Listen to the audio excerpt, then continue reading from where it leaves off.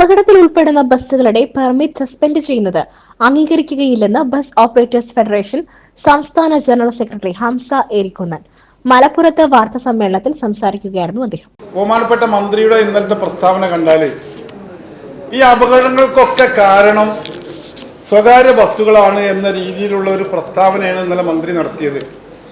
നമുക്കറിയാം, ഞാൻ ഈ പറഞ്ഞ 4 അപകടങ്ങളിലും ഈ ഏകദേശം 20 ആളുകൾ ഈ 15 ദിവസത്തിൻ്റെ ഉള്ളിൽ അപകടത്തിൽ മരിച്ച ഈ 4 അപകടത്തിൽ ഒന്നിൽ പോലും ഒരു സ്വകാര്യ ബസ് ഉൾപ്പെട്ടിട്ടില്ല. സ്വകാര്യ ബസ് ഉൾപ്പെടാത്ത അപകടത്തിനെ നമ്മൾ നന്നായി എന്നല്ല പറഞ്ഞത്, പക്ഷേ നമ്മളൊക്കെ ഇനി ദുഃഖിതരാണ്. പക്ഷേ ഈ അപകടങ്ങളിലൊന്നും ഒരു സ്വകാര്യ ബസ് പെട്ടിട്ടില്ല. പക്ഷേ ബഹുമാനപ്പെട്ട മന്ത്രി ഇന്നലെ പ്രസ്താവന നടത്തിയത് ഇനി ഒരു അപകടം ഉണ്ടായാൽ സ്വകാര്യ ബസ്സിൻ്റെ പെർമിറ്റ് 6 മാസത്തേക്ക് സസ്പെൻഡ് ചെയ്യുന്നതാണ്.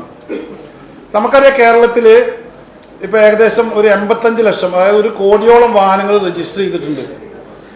അതിനകത്ത് ആകെ 7000 ബസ്സുകളാണ് സ്വകാര്യ ബസ്സുകളുള്ളത്.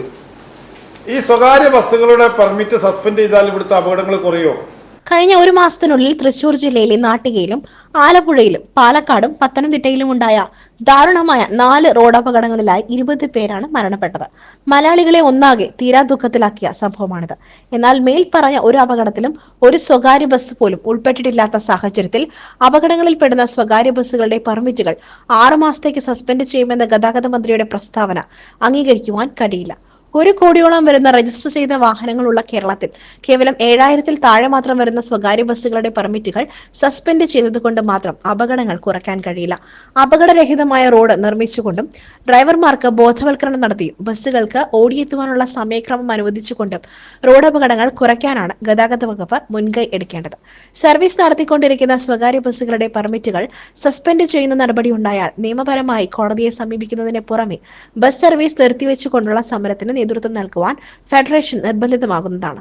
ഈ സാഹചര്യത്തിൽ റോഡപകടം ഉണ്ടായാൽ സ്വകാര്യ ബസ്സുകളുടെ പെർമിറ്റുകൾ സസ്പെൻഡ് ചെയ്യുമെന്ന ഗതാഗത മന്ത്രിയുടെ പ്രസ്താവന പിൻവലിക്കണമെന്ന് ഫെഡറേഷൻ ആവശ്യപ്പെട്ടു. പക്കീസ കുഞ്ഞിപ്പ, ഹൈദരലി PS, പാസ്മാനു എന്നിവരും വാർത്താ സമ്മേളനത്തിൽ പങ്കെടുത്തു. Gold, pure gold. Group Nilambur.